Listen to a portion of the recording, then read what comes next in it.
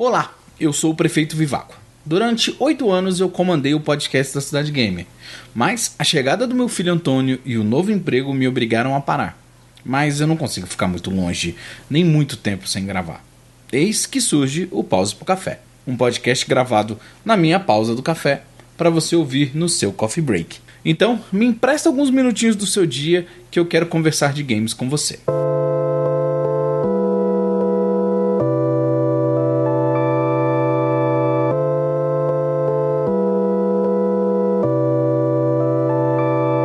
Uma recordação bem nítida que eu tenho da época que a pirataria começou a pegar bem nos games é da geração do PlayStation 1. Em Brasília, nós temos a Feira dos Importados, que por mais de 2 décadas era só a Feira do Paraguai, pois era a origem de 200% dos produtos vendidos lá. E quando a pirataria explodiu com as cópias de CD, tinha mais barraca vendendo jogo de PlayStation 1 que ambulante vendendo refri no isopor. Ó, Brasília é bem quente e bem seco, é só para dar o parâmetro. Mas a pirataria chegou junto com a internet e todos demos o nosso jeito para termos, entre aspas, os nossos próprios jogos. Então eu me deparei, era o primeiro jogo que eu teria digital. Tinha que ser algo que valeria a pena, tinha que ser algo que jogaria por muito tempo. Tinha que ser Final Fantasy Tactics. Múltiplos finais, classes especializadas e muito mais. Achei a ISO com menos de 200 MB e quando fui gravar, meu amigo Omega Red, que eu conheço desde o começo do ciclo da pirataria e que a gente trocava ideia no IRC, no IRC, no MIRC. Ele mandou uma mensagem: chegou a mídia preta na feira. Ela é igual ao original e protege o canhão do Play 1. Lá a gente não chamava de Play 1, só chamava de PlayStation, tá, gente? Não tinha o 2 ainda. Lá fomos nós comprar um pino de CDs virgens, todos pretos, e de leva passamos na CTIS. Era basicamente uma calunga de Brasília. Algumas pessoas chamam de CETIS. E compramos etiquetas imprimíveis da Pimaco. Digitamos Final Fantasy Tactics CD Label no Google e achamos o disco. Praticamente tínhamos uma cópia original do jogo, que era impossível para nós em Brasília, já que só havia pirataria. Fiz de tudo um pouco: download digital do jogo, pirateei o Nero Burning Room. Burning Room não era Burning ROM, tá? Coloquei para gravar em um X, pois acreditava que o CD preto era mais sensível. Imprimi a capa e etiqueta, sem falar em dirigir, achar vaga para achar o CD preto, voltar para casa, testar a gravação e então, depois de 4 horas de muito bater perna, eu poderia jogar a noite inteira. Essa foi a minha primeira experiência digital marcante. Há 2 meses atrás, a Square Enix fez uma promoção do Final Fantasy Tactics pro Android, 100% digital. Paguei R$22 e em 6 minutos eu tava jogando no meu celular. Jogos digitais são surpreendentes.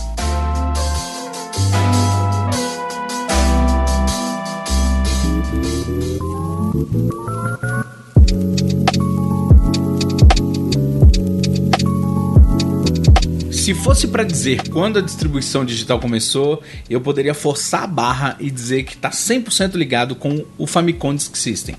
Aquele sistema de disquete do Nintendinho japonês? Não, peraí. Na verdade, o Nintendinho era o Famicom norte-americano. Perdão aos puristas. Para quem não sabe bem como era, a Nintendo, que estava vendo que o custo dos games estava aumentando consideravelmente, achou uma solução viável para baixar os custos. Então, ela iria distribuir os seus jogos digitalmente em um disquete que ela mesma havia inventado. Tentando manter atualizado para os tempos de hoje, é como se você plugasse um grande cartão de memória SD de câmera fotográfica em uma máquina e saísse de lá com um jogo novo. Para detalhar melhor, os jogos do Famicom Disk System eram distribuídos nos totens, tipo máquina de Coca-Cola de shopping, ou sei lá, aqui no Brasil pelos pontos seria aquelas maquininhas de pegar bolinha que quica nos mercados. Era mais ou menos assim a distribuição. O que eu quero dizer é que havia pontos estratégicos e a Nintendo havia colocado essas estações para você comprar os jogos novos. Mas eles iam ocupar espaço num disquete que entrava num acessório do próprio Famicom. É como o princípio básico do HD de um console, não o HD de resolução, tá? O HD do disco rígido. O armazenamento continua o mesmo, o que muda é o que você insere lá digitalmente. Mas nesse caso, você só precisa ir pessoalmente até um ponto de troca, ou levar ou comprar o seu disquete. Pode parecer pouca coisa, mas alguns jogos foram exclusivos desse sistema por um bom tempo, como o primeiro Legend of Zelda, Castlevania ou Castlevania, Kid Icarus e alguns outros. Mas, se eu tiver que ser honesto de verdade, o Intellivision Playcable foi o primeiro console que permitiu o download de jogos digitais. Sem quiosque, totem, Xbox Live, Steam, PSN, eShop e por aí vai. No caso do Intellivision Playcable, você tinha um cartucho modem, sai um fio de dentro do cartucho. Pensa num Atari. Se você não conhece, digita cartucho Atari ou digita Intellivision Playcable. Você podia baixar conforme uma mensalidade de serviço, né? Era por linha telefônica e era em 1983. As opções eram poucas, mas era como o Netflix dos games versão 0.0000004. Ok, tá, eu posso ter ido um pouco longe demais. Qual é o assunto desse programa? Peraí, é pra isso que eu voltei? Pra não chegar a lugar nenhum? Não. A ideia é sempre gerar um diálogo e dúvidas sobre a indústria que a gente conhece. A gente pode conhecê-la tão bem nos dias de hoje, mas sem o diálogo a gente não chega a ponto nenhum. Mas provavelmente não teremos verdades absolutas, só boas ideias e argumentos para conversa. No momento que eu comecei essa pauta, só havia o rumor do console 100% digital da Microsoft. Tá para ser confirmado nessa E3, mas a gente já sabe que tá vindo aí. Ele é sem entrada de disco, só um monobloco de placas e armazenamentos. Ele vai ser a nova versão do Xbox One. Eu não sei dizer, ele deve ser o Xbox One D, porque de digital, né? Existe uma dúvida se isso vai abalar o mercado de jogos físicos nessa atual geração, pois o mesmo tá bem ligado à troca e revenda atualmente. Mas com certeza vai criar um novo nicho de consumidores ou disciplinar os futuros games com essa possibilidade. Quando eu digo que talvez não vai conseguir abalar pela parte física mesmo, tá? Ter o jogo, comprar o objeto, a mídia impressa em um Blu-ray. Mas isso é o momento de agora, que eu e você vivemos quando esse podcast saiu em abril de 2019. Definitivamente o mercado vai mudar e ele vai ser um pilar disso. Diferente do que foi o PSP Go, que era um PSP ou um PlayStation portátil 100% digital e vendeu pouco, a Microsoft já chega associando ao novo Xbox One com dois serviços destruidores. Um deles, óbvio, a Xbox Live, que é um gigante em serviços de eficiência, quase 1 milhão de quilômetros de distância do que era a PSN que estava disponível no PSP Go, o que aumenta ainda mais a distância entre esses dois consoles, que têm premissas bem parecidas. E o outro ponto forte é o Game Pass. O Game Pass tem hoje mais assinantes que a Xbox Live, porque é um serviço extremamente interessante de assinaturas que vai garantir sempre bons jogos de qualidade na sua conta, cara. Ele tá lá no seu console. Então, às vezes, você pode comprar um console, né, mais barato, porque não vai vir com as peças, né, móveis ou drive de Blu-ray e tudo mais. E a galera não usa muito para Blu-ray. Ele vai tocar Netflix, ele vai tocar Amazon Prime, YouTube e tudo mais. Então assim, você não vai ter problema para consumir mídia. E os jogos vão vir digitalmente. Se você tiver o Game Pass, ótimo. E se você tiver mais de uma conta de Xbox Live, você tem dois consoles bacanas e completos. A Microsoft, ela tá com a faca, o queijo, o pão, o presunto e a sanduicheira aquecida, tudo na mão. É como o Miopia comentou, o Johnny que gravava comigo o Overroad. Ele mandou um áudio no WhatsApp enquanto executava um monte de tarefa. Peço perdão pelos ruídos, mas eu quero manter puro tanto a descontração do áudio que ele mandou, quanto esse momento interessante. Então vamos ouvir o que ele tem para dizer. O tópico era se esse tipo de ação que a Microsoft está fazendo, de ter um console 100% digital, coloca ela como líder no mercado. Vamos ouvir o que o Miopia tem pra dizer. Eu não sei se ela vai ser líder. Eu acho que tem tudo pra ser, tá? E aí, vai ser uma batalha de preço e de serviço, tá? Eu acho que a Microsoft tem tudo pra ganhar nessas duas vertentes, assim. Preço e serviço. Porque, primeiro, eles estão... Eu acho inclusive, que assim, o plano em si demorou muito para ser colocado em prática de um jeito mais claro, assim. Eu lembro, eu e Vivaco, há 2 anos atrás, discutimos muito sobre a questão da Microsoft e na época fazia pouquíssimo sentido a coisa dela lançar os jogos exclusivos no PC a questão do Xbox One X fazia pouco sentido, mas tá ficando cada vez mais claro, saca? Eu acho que o Game Pass é uma peça central. As pessoas vão ver muito valor. As pessoas já estão enxergando muito valor no Game Pass, sabe? E a Sony, querendo ou não, tá patinando ainda numa coisa parecida, né? Outra coisa que a Microsoft construiu muito bem, diga-se de passagem, é essa retrocompatibilidade, sabe? Com jogos literalmente rodando melhor, tá? E aí eles vêm com esse Xbox All Digital, que parece que realmente é verdade, o site, o Turro, que é o site meio de insider da Microsoft, ele acerta tudo, tá? E eles estão falando que esse console, o Xbox One X All Digital Edition, ele não falaram de preço, né? Eu acho que assim, o Xbox One S, você consegue encontrar ele a partir de $200, sabe? Acho que a Microsoft está num caminho muito bom. Ontem também teve o anúncio do Halo Master Chief Collection. O jogo vai sair no Steam e vai vender no Steam. E vai sair também no Game Pass. Se você quiser jogar no PC pagando o Game Pass, você vai usar o Windows Store. Se não quiser, você compra o jogo no Steam e pronto. É ganha-ganha, sabe? A Microsoft colocar os jogos no Steam para venda apenas, só vejo vantagem para ela. Acho que ela está finalmente enxergando isso. Que até porque a loja dela é meio mais estruturada, a loja no Windows, né? Então eles perceberam essa oportunidade aí de vender no Steam. Eles vão vender bem.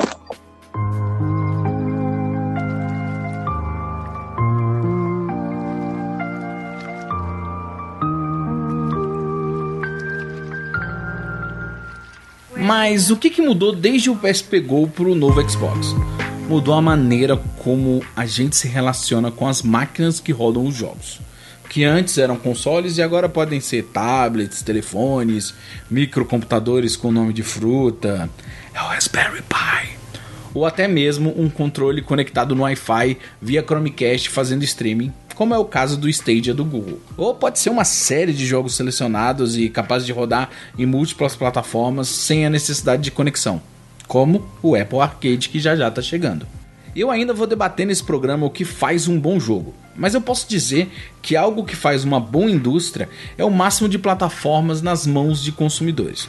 Isso é claro teoricamente, pois temos a saturação de mercado, uma distribuição de produtoras e estúdios, subvalorização dentro de outros inúmeros fatores, tipo uma empresa que faz um jogo num estúdio recebe incentivo para fazer só para uma plataforma, quando poderia estar ganhando mais dinheiro se tivesse em múltiplas, o dinheiro acaba não valendo a pena, ela não tem renome porque some ali no meio do mar de jogos, por exemplo. Quanto mais gente for capaz de jogar um jogo em um certo lugar, mais a gente vai fazer jogo para ele. Por isso a plataforma da Apple é tão assertiva. Os norte-americanos que têm dinheiro para gastar com games já têm um iPhone em sua maioria, ou, se não for assim, ainda investisse em tecnologias atuais, tem um Android potente o suficiente para rodar uma infinidade de jogos, e todos, claro, 100% digitais.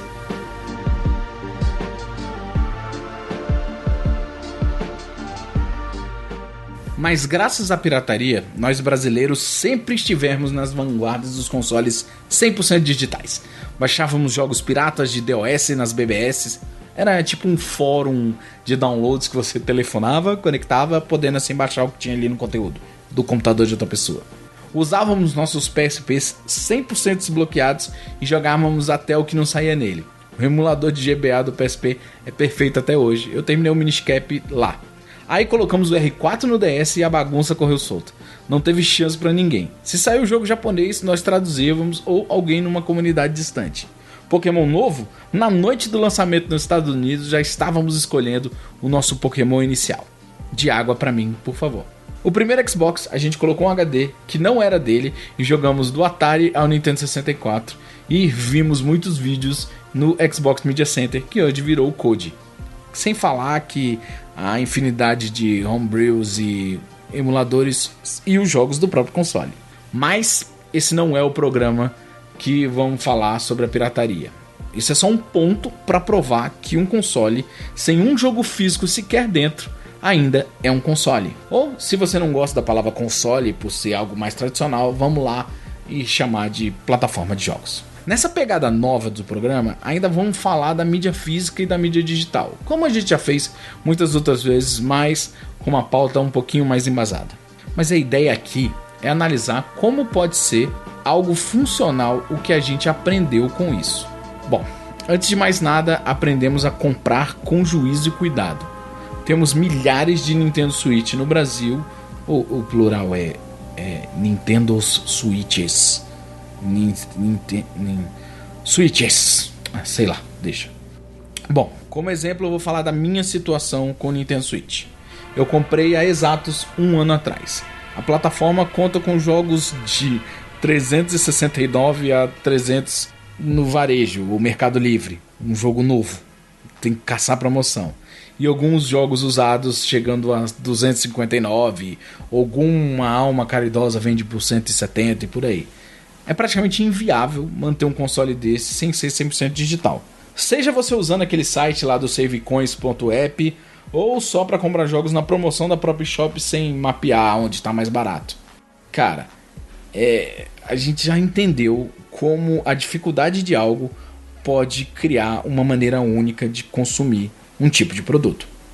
No meu caso, devido ao site da Cidade Gamer e poder falar de jogos, eu consegui algumas keys de jogos para o Switch. Usando a Cidade Gamer como veículo de imprensa, eu tenho 2 jogos grandes do Nintendo Switch que eu comprei com o meu dinheiro, que é o Splatoon 2 e o Smash Bros. E uma tonelada de jogos independentes que eu comprei em promoção ou me foi enviado. Muitos dos conteúdos que a gente falou antes do pause e ato do podcast da Cidade Gamer eu estava jogando no meu Switch porque as empresas mandavam para nós. O que eu quero dizer é o seguinte: eu já vivo uma vida digital com console e, na verdade, enquanto eu não der um pulinho lá nos Estados Unidos para procurar jogos usados nas lojas e eBays, não vai valer a pena comprar game cards pro híbrido da Nintendo. Vocês entenderam? Não é como nos outros consoles, não é. Mas agora que eu defendi que é possível ter um console 100% digital, que tal eu inserir uma dúvida marota na cabeça de vocês? Se eu tivesse dinheiro hoje, eu não compraria um Xbox One All Digital. Eu compraria um padrão, básico mesmo. Nessa hora entra a minha breve história. Há algum tempo eu deixei a cidade grande de São Paulo e passei a morar numa cidade do interior. E como grande parte da cidade é possível chegar de carro no máximo 25 minutos de qualquer lugar. Então eu garimpo jogos nos grupos de Facebook e OLX. Jogos bons, bacanas e completos por 50, 70, 100. E hoje, na data de lançamento, eu já encontro Red Dead Redemption 2 e Assassin's Creed Odyssey por R$100 cada um deles. Claro, essa é a minha realidade e não é regra escrita na pedra.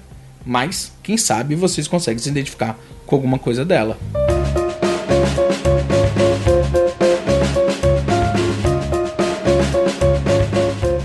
Ainda existe um território completamente inexplorado por mim nesse programa. E mesmo que o podcast tivesse o tamanho dos nossos podcasts antigos, eu não ia conseguir sequer fazer um arranhão na superfície desse assunto. Eu tô falando do PC, gente. Mas o que eu posso falar dessa plataforma sem matar uma pauta futura pro nosso programa? Bem, sabendo que eu não tô falando só com leigos ou entusiastas, mas sim com um público um pouco mais hardcore, o PC ele vai além. Vamos para alguns exemplos de como o PC pode parecer complicado, tá? Só porque você sabe baixar um crack, rodar a versão craqueada, tudo pronto para instalar, ou fazer as configurações de resolução, de monitor, de tudo, não quer dizer que todo mundo sabe fazer isso. O PC não é acessível porque você sabe mexer. Você tem um histórico disso. E se ele fosse 100% acessível, ninguém estava jogando multiplataforma nos consoles. Para ter uma vida 100% digital no PC é moleza. Não precisa de muito, pois a grande parte das lojas são digitais, seja o Steam, o GOG, Epic Store, Origin, dentre outros. Por exemplo, na Battle.net, eu comprei a versão física do Overwatch e um código de download. E um aqui eu ativei, baixou. Mas eu tinha que ter uma internet online porque o jogo só é multiplayer. Então não adianta eu querer, na época que eu comprei não tinha modo história e tudo mais.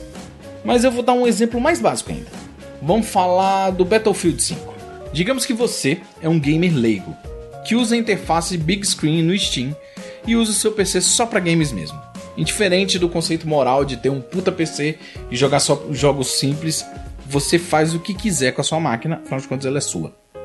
Mas vamos dizer que você não é um usuário avançado, mas que domina a plataforma do Steam, onde tá lá todos os jogos que você ama. Mas aí o trailer do Battlefield chega e você fala: putz, eu vou fazer a pré-venda aqui mesmo no meu próprio PC. Você vai lá, procura, abre a loja dentro do Big Screen. Pra quem não sabe o que é o Big Screen, é uma interface visual diferente do Steam, que tem que clicar, parece um programa de PC. O Big Screen parece uma interface de console. Você navega pela loja, faz busca, todo o visual é mais otimizado. Ele tem uma interface gráfica melhor, de uma interface de usuário melhor. Então tá, você vai lá, procura o jogo no Steam, aí descobre que não está disponível na plataforma. Você procura no Google e a primeira busca que vai ver é o site oficial. Pode comprar a versão do PC. Beleza, eu vou escolher uma loja online, comprar, o que eu faço com o código? Isso mesmo, você baixa o cliente da EA, o Origin, para deixar o jogo lá. Ó, a gente é gamer hardcore, a gente tem 16 GB de RAM para rodar o Origin, Steam, Uplay, Epic Store, Battle.net, sei lá, GOG e sei lá o que mais. Em 2 janelas, rodando em vídeo 3D, 4K no VR. Mas a realidade é diferente para muitos gamers. As pessoas estão percorrendo caminhos ainda mais curtos por não terem tempo para customizar cada item. Instalar 8 lojas diferentes de games para jogar um jogo específico em cada não parece muito atrativo. Algumas pessoas preferem usar todos os 6 minutos do processo de busca do Battlefield, sim, eu cronometrei, para entrar numa loja online do próprio console, comprar com um clique, onde já está cadastrado o cartão de crédito e vai baixar para o console que você sabe que roda. Um outro exemplo da complicação do PC é que a pirataria é tão livre quanto nas épocas do R4 e do PSP, mas tem os riscos de malware, vírus, etc. Também é a única plataforma com MMORPGs e MOBA, e diferente do Xbox One X e do PlayStation 4 Pro, upgrade não é tão simples assim. Ou seja, se quiserem ser gamers livres, o PC ainda é loucamente mais completo e cheio de tudo um pouco, mas é uma aventura que você vai ter que arregaçar as mangas para viver.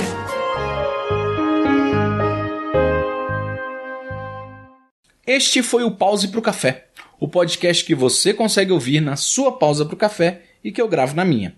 Essa conversa não pode acabar. Use a hashtag no Twitter CidadeGamer e dê a sua opinião. Eu sou o Prefeito Viváqua, um abraço pixelado para vocês.